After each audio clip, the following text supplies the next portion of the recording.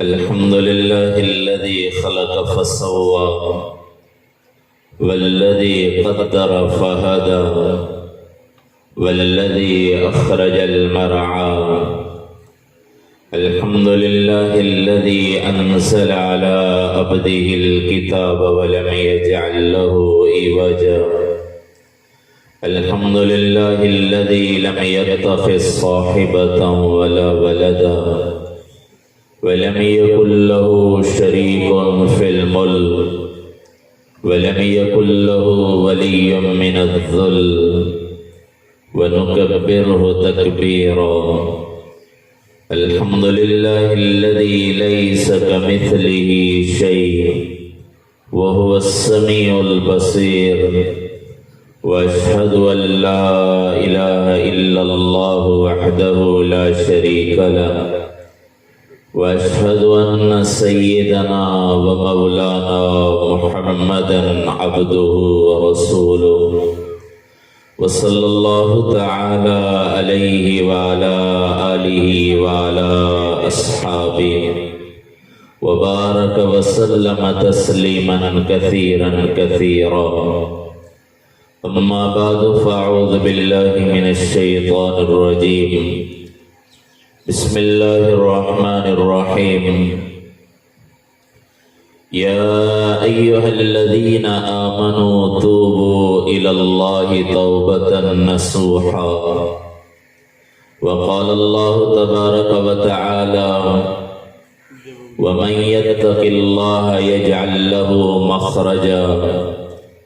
وقال الله تبارك وتعالى إن الذين آمنوا وعملوا الصالحات أولئك هم خير البرية. وقال النبي صلى الله تبارك وتعالى عليه وسلم إنما التوبة ينهدم ما كان قبلها والحجرة ينهدم ما كان قبلها والحج المبرور ينهدم ما كان قبله. وقال النبي صلى الله تبارك وتعالى عليه وسلم من لزم الاستغفار جعل الله له من كل ضيق مخرجا ويرزقه من حيث لا يحتسب أو كما قال عليه الصلاة والسلام. میرے محترم بھائیو، دوستو اور عزیزو، کائنات کا مالک صرف ایک اللہ ہے،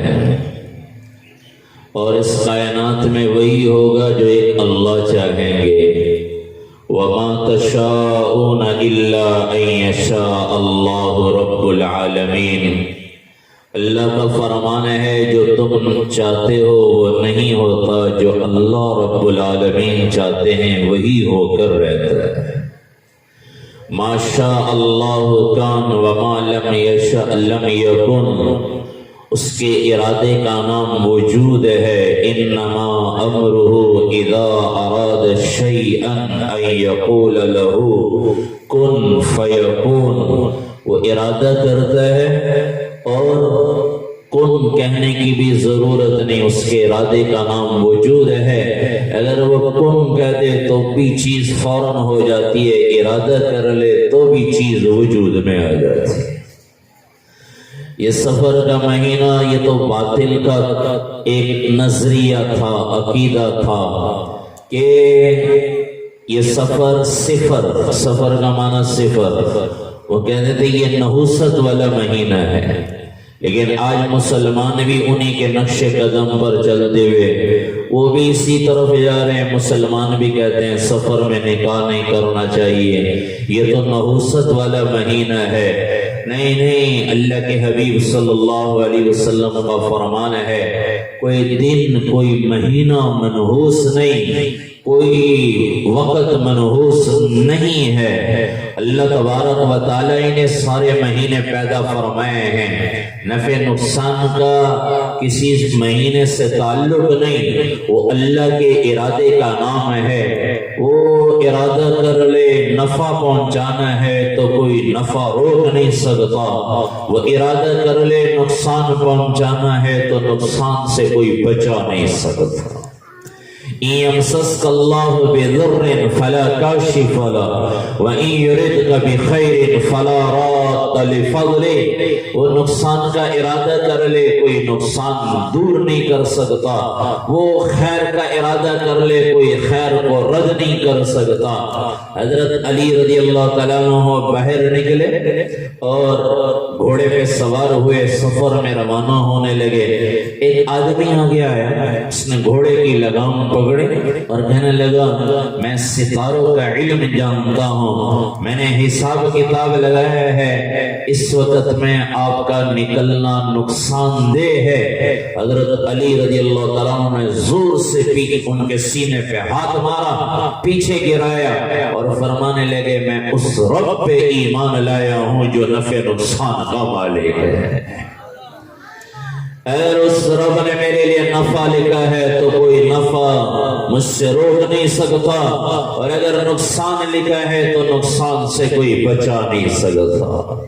یہ لا الہ الا اللہ ہمیں یہی سکھاتا ہے، نفع نقصان کا مالک ایک اللہ ہے، زندگی موت کا مالک ایک اللہ ہے، عزت ذلت کا مالک ایک اللہ ہے، زندگی اور موت کا مالک اللہ، غم خوشی کا مالک اللہ، بارش برسانے والا اللہ، بیٹے دینے والا اللہ، بیٹیاں دینے والا اللہ، صحت دینے والا اللہ، بیماریاں دور کرنے والا اللہ، بیماری دینے والا اللہ، ہر مشکل کا حل کرنے والا وہ ایک اللہ ہے، ایک اللہ ہے۔ مجھے آپ کو حکم ہے اس اللہ کی طرف دوڑ لگاؤ۔ ہم بھول گئے، ہم نے انسانوں سے امیدیں باندھ لی، ہم نے مخلوق سے امیدیں باندھ لی۔ اللہ کی طرف دوڑ، جتنی مشکلات آتی ہیں ہم اتنی ہی چیزوں کی دوڑ لگاتے ہیں، اسباب کی دوڑ لگاتے ہیں، مال کی طرف دوڑ لگاتے ہیں، لوگوں سے امیدیں باندھتے ہیں۔ لا الہ الا اللہ ہمیں یہی سکھاتا ہے، نہیں نہیں مشکلیں ایک اللہ حل کر دے، اللہ کے سوا کوئی حل کرنے والا کوئی نہیں، اللہ کے سوا کوئی مشکلیں حل کرنے والا کوئی نہیں۔ لا الہ الا اللہ، ایک اللہ ہے کائنات کا مالک، نفع نقصان کا مالک، وہ جب چاہے نفع دے دے، جب چاہے نقصان دے دے۔ حضرت علی رضی اللہ تعالیٰ عنہ آخری دنوں میں جب انہیں پتا چلا فلاں آدمی قتل کرنے کے ارادے سے آئے ہوئے، فراست سے پہچان گئے تھے، حضرت عمر رضی اللہ تعالیٰ عنہ بھی اپنے قاتل کو پہلے سے پہچان گئے تھے فراست کی وجہ سے، اور حضرت علی رضی اللہ تعالیٰ عنہ بھی پہچان گئے تھے، تو دو مرتبہ وہ بدبخت آئے بھی بیعت کرنے کے لیے، حضرت علی رضی اللہ تعالیٰ عنہ نے انکار کر دیا، تو پتہ چل گیا کئی موقع پر کچھ ایسی بات بھی فرمائی ہے کہ کس چیز نے روکا ہوا ہے قاتل کو قتل کرنے سے، تو اور لوگ بھی سمجھ گئے، صحابہ بھی، تو آپ نماز کے لیے نکل رہے تھے، باہر نکلے تو دو آدمی آ گئے تلواریں لے کر، انہوں کو دیکھا تو کہنے لگے کس لیے آئے ہو؟ کہنے لگے آپ کا پہرا دینے کے لیے، باڈی گارڈ کے طور پر۔ تو علی رضی اللہ تعالیٰ عنہ فرمانے لگے زمین والوں سے ہی حفاظت کرو گے یا آسمان والے سے حفاظت کرو گے؟ زمین والوں سے کرو گے اور آسمان والے سے؟ وہ کہنے لگے ہم تو زمین والوں سے کر سکتے ہیں، آسمان والے سے کون حفاظت کر سکتا ہے؟ تو حضرت علی رضی اللہ تعالیٰ عنہ فرمانے لگے زمین والے اس وقت تک کچھ نہیں کر سکتے جب تک آسمان والے کا ارادہ نہ ہو۔ واپس چلے جاؤ، کوئی ضرورت کوئی نہیں ہے۔ تو یہ یقین بنایا تھا انہوں نے، لا الہ، کوئی الہ نہیں، کوئی مشکل کشا نہیں، کوئی حاجت روا نہیں، وہ اللہ آج بھی اسی قدرت کے ساتھ موجود ہے۔ یہ نہیں کہ اللہ کی اس وقت قدرت تھی آج نہیں، للہ ملک السماوات والارض، آسمان اور زمینوں کا وہی بادشاہ ہے۔ قل هو اللہ احد، وہ اکیلا ہے، یکتا ہے، لیس کمثلہ شیء، اس کا کوئی شریک کوئی نہیں، نہ ذات میں کوئی شریک ہے، نہ صفات میں کوئی شریک ہے۔ جیسے اللہ کی قدرت اس وقت موجود تھی، آج بھی اللہ کی قدرت ویسی موجود ہے، لیکن آج ہم اللہ سے دور ہو گئے، ہم پر حالات آتے ہیں، سیلاب آ جاتے ہیں، بیماریاں آ جاتی ہیں، آفت آتی ہے، ہم اللہ سے دور ہوتے چلے جاتے ہیں۔ نہیں اللہ کو ساتھ لینے سے بھائیوں مسئلے حل ہوں گے۔ وہ انسانوں کے ساتھ ہونے سے مسئلے کبھی حل نہیں ہوئے۔ اللہ کے حبیب صلی اللہ علیہ وسلم نے مجھے آپ کو یہی سبق پڑھایا ہے، ایک اللہ کی طرف متوجہ ہو جاؤ جن کے ساتھ اللہ کی مدد تھی، اور یہ اللہ کے سب سے زیادہ قریب جب مشکل پیش آئی اللہ کے نبی فوراً اللہ کی طرف متوجہ ہوئے، اسباب کی دوڑ نہیں لگائی بلکہ اللہ کی دوڑ لگائی ہے۔ اللہ خود فرماتے ہیں ان وجدتنی وجدت کل شیء، میرے بندے تم نے مجھے پا لیا تمہیں سب کچھ مل گیا، وَإِن فَقَدْتَنِي فَقَدْتَ كُلَّ شَيْءٍ، تم نے مجھے کھو دیا تم نے سب کچھ کھو دیا، وَأَنَا خَيْرٌ لَكَ مِنْ كُلِّ شَيْءٍ، میرے بندو میں ہی تمہارے لیے سب سے بہتر ہوں۔ تو بھائیو آج جو مصیبت ہمارے ملک پاکستان میں آئی ہے، یہ کبھی بیماری آتی ہے کبھی سیلاب آتے ہیں، وہ اللہ کی طرف متوجہ ہونے کی ضرورت ہے۔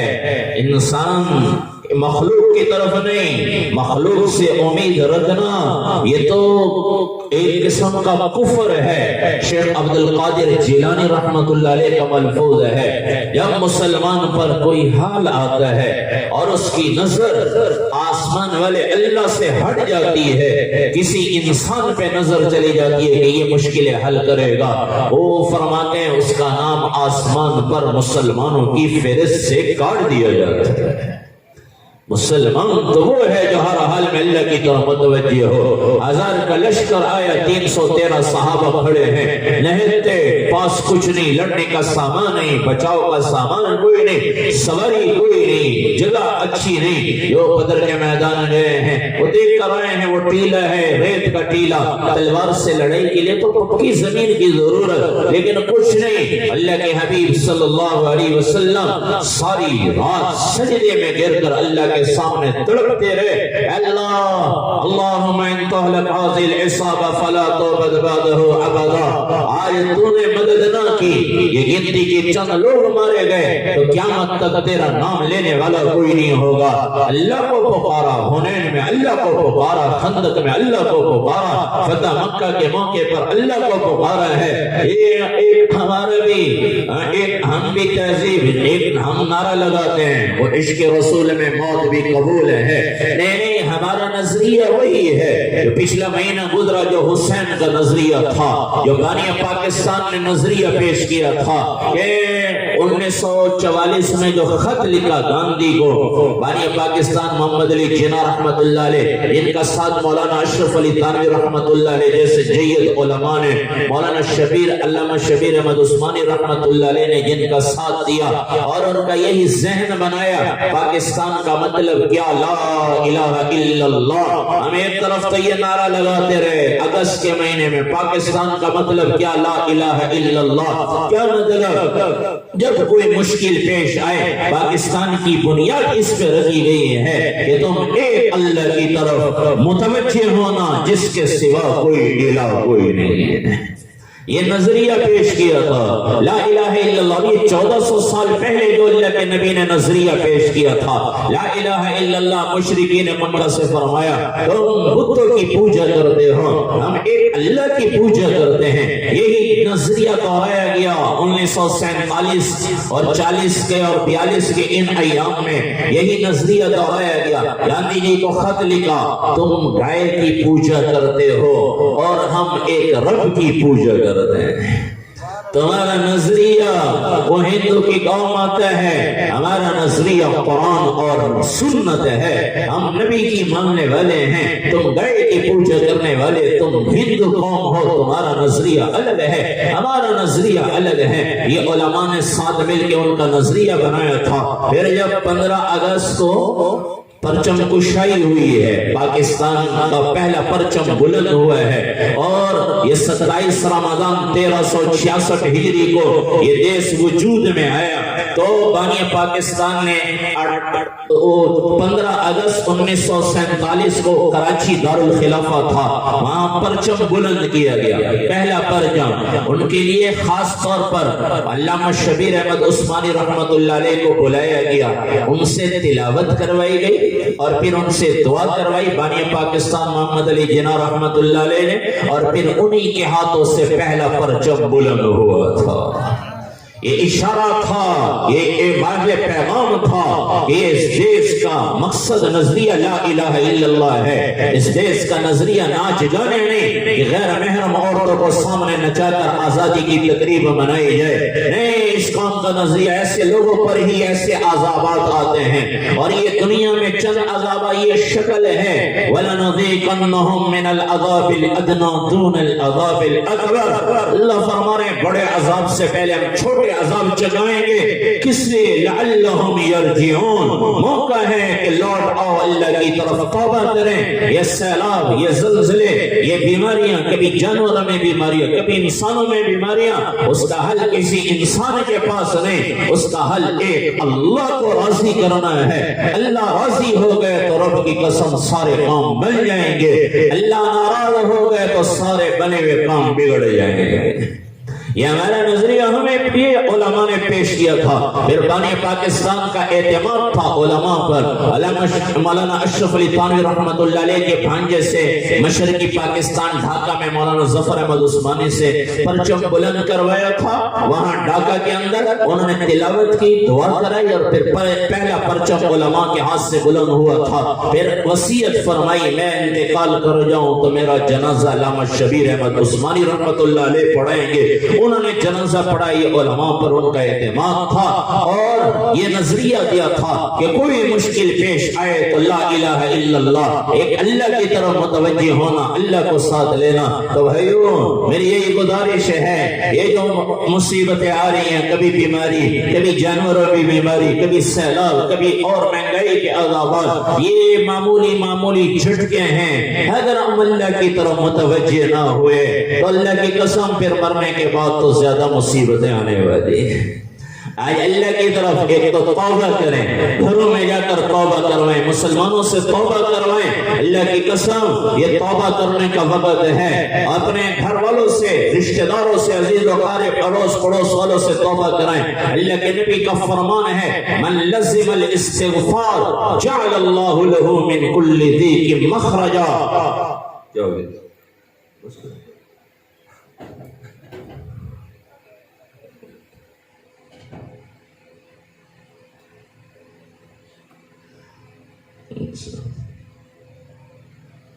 میں اس لیے پہلے ٹائم پوچھو، ٹائم بسا دو پہلے، بعد جڑا کوئی گڑی رکھ کے کوئی جڑا نہ ہاتھ مرے نہ کوئی سبحان اللہ اونچی آواز شور شرابہ ہو جاتا ہے جناب۔ تو بھائیو یہی گزارش ہے میری آخری کہ ہم اللہ کی بارگاہ میں توبہ کریں۔ اللہ کے نبی کا فرمان ہے جس نے استغفار کو لازم پکڑا جعل اللہ له من كل ضيق مخرجا، اللہ ہر تنگی میں سے اس کے لیے راستہ نکال دیتے ہیں۔ وَيَرْزُقْهُ مِنْ حَيْثُ لَا يَحْتَسِبُ، اور اللہ وہاں سے رزق عطا فرماتے ہیں جہاں سے وہم و گمان بھی نہ ہو۔ تو ایک تو ہم اللہ کی بارگاہ میں توبہ کریں، اور دوسرا اللہ کو ساتھ لینے کے لیے ایک اللہ کے نبی کی غلامی شرط ہے۔ ہر کام محبوب نبی کے طریقے پر کریں، کسی کی طرف نظر نہ دوڑائیں، کسی اور کی طرف نظر نہ جائیں، ایک اللہ کی طرف نظر ہو، کسی انسان سے امیدیں چھوڑ دیں۔ یہ سارے ہمارے حاجی عبدالوہاب صاحب رحمہ اللہ ان کی قبر پر کروڑوں رحمت نازل فرمائے، ہر وقت یہی فکر تھی، اے لوگوں سے نہ امید ہو جاؤ، اللہ سے امیدیں باندھ لو۔ جب بنگلہ دیش میں آپ بیمار ہوئے، لاہور لایا گیا، جب آپ کو ہوش آیا، پہلے الفاظ زبان پر یہی تھے، جاؤ لوگوں کو کہو ایک اللہ سے امید رکھو، مخلوق سے کوئی امید نہ رکھو۔ مخلوق ہمارے مسائل حل نہیں کر سکتی، اللہ حل کریں گے، اور اللہ کے مسائل حل کرنے کا راستہ وہ محمد الرسول اللہ ہے، محبوب نبی کی غلامی۔ آج یہ آواز لگانے والا کوئی نہیں ہے، کوئی ڈالروں کی جو ہے آواز لگا رہا ہے، کوئی حکومت کی دوڑ، کوئی سیاست فلاں نہیں بھائیو، ہمارے مسائل کا حل محمد الرسول اللہ ہے، نبی کی غلامی ہمارے مسائل کا حل ہے۔ جس دن ہماری زندگی میں، ہمارے گھروں میں، بازاروں میں، ہمارے محلوں میں، ہر مردوں میں، فردوں اور عورتوں میں، جوان بوڑھوں میں نبی کی غلامی زندہ ہوگی۔ اللہ کی قسم اسی کا نام تقوی ہے۔ اللہ فرما رہے جس نے تقوی اختیار کیا وَمَن يَتَّقِ اللَّهَ يَجْعَل لَّهُ مَخْرَجًا، تقوی کسے کہتے ہیں؟ ہر کام کو نبی کے طریقے پر کرنا، اللہ کا حکم نبی کے طریقے پر، نبی کے طریقے پر ہو گئے تو عبادت بھی قبول ہے، زندگی میں بھی چین سکون آئے گا۔ نبی کا طریقہ نکل گیا تو عبادت بھی قبول نہیں، چین سکون بھی نہیں آ سکتا۔ آج سے ایک تو نیت کریں، بھائیوں کو اور بھائیوں کو بتائیں، جا کر گھروں میں جا کر سنت زندگی زندہ کریں۔ میرے رب کی قسم اللہ نے اپنے حبیب کی زندگی سنت زندگی میں جو چین سکون رکھا ہے وہ کسی اور چیز میں کوئی نہیں ہے۔ تو یہی گزارش ہے، اللہ کو راضی کریں۔ اللہ کو راضی کرنے کے لیے محبوب نبی کی غلامی، محبوب نبی کی غلامی، اس نبی کے طریقوں پر زندگی گزاریں۔ دنیا میں 3 بڑے شعبے ہیں، باقی لوگ ان سے منسلک ہیں۔ ایک تجارت ہے، ایک ملازمت ہے، ایک زراعت ہے، باقی لوگ انہی کے ساتھ، یہ حکومت والے بھی تو ملازم ہی ہوتے ہیں، تو یہ ملازمت کے ساتھ یہ 3 شعبے، ان میں نبی کی سنت زندگی زندہ ہو گئی تو میرے رب کی قسم ہمارا یہ دیش ترقی کرے گا۔ اگر نبی کی زندگی کوئی نہیں، شکلیں بدل گئی اور اعمال نہ بدلے تو رب کی قسم پھر اس سے بھی زیادہ مشکل حالات آنے والے ہیں۔ تو نیت کریں کہ انشاءاللہ خود بھی نبی کی سنت زندگی اپنائیں گے، اور تبلیغ کی محنت اسی کی محنت ہے کہ ہر مسلمان کو راہ راست پر لے کر آنا، یہ میرے آپ کے ذمہ ہے۔ ختم نبوت کا مقصد یہی ہے، نبی کے بعد نبی کے کام کو نبی کے طریقے پر کرنا، یہی ختم نبوت کا کام ہے۔ جو عملی طور پر کر رہے ہیں نبی کی محنت کو، دین تبلیغ کی محنت، اللہ کی قسم دنیا میں اس سے زیادہ کوئی احسان عظیم والا کام کوئی نہیں ہے۔ کسی مسلمان کا پچھلے دنوں ایک ویڈیو آئی کہ وہ سیلاب زدگان کو وہ سامان بھی دے رہے، راشن بھی، اور انہیں یہ بھی کہہ رہے ہیں کہ توبہ کر لو، اللہ کو راضی کر لو، اللہ کے نبی کے طریقے اپنا لو۔ اللہ کی قسم ان سے بڑے خیر خواہ کوئی نہیں ہے جو اپنے گھر کی چیزیں بیچ کر لوگوں کو اللہ کے نبی کے دین پر لانے کی محنت کر رہے ہیں، کبھی گالیاں کر رہے ہیں، کبھی کچھ کبھی کچھ، لیکن پھر بھی ان کی منتیں کر کے دین کی طرف لے کر آ رہے ہیں۔ تو ہم بھی نیت کریں کہ انشاءاللہ تبلیغ میں وقت لگائیں گے، نبی کے پیغام کو دنیا میں عام کریں گے۔ آخر میں صرف 2 منٹ میرے ساتھ حافظ فخر اقبال صاحب ہے، 2 منٹ وہ کوئی کلام سنائیں گے تو آپ حضرات حوصلہ افزائی فرمائیں، باقی وقت عبدالجبار صاحب کے حوالے۔